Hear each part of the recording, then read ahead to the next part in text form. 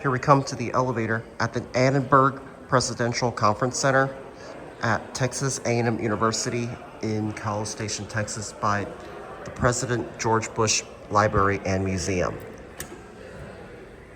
This one's a classic Dover. I was expecting to be a Dover Impulse.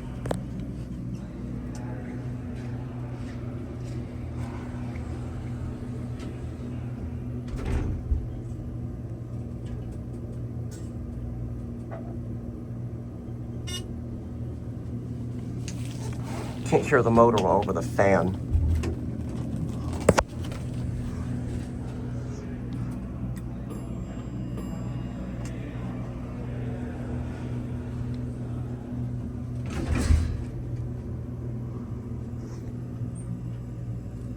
Since this is a staff elevator, we're only just gonna take one ride. Still, I can't find the, oh here, oh there's the certificate right there. I gotta find what year this was installed.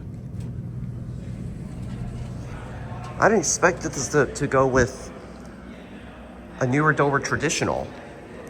Anyways, there it goes. And that's it.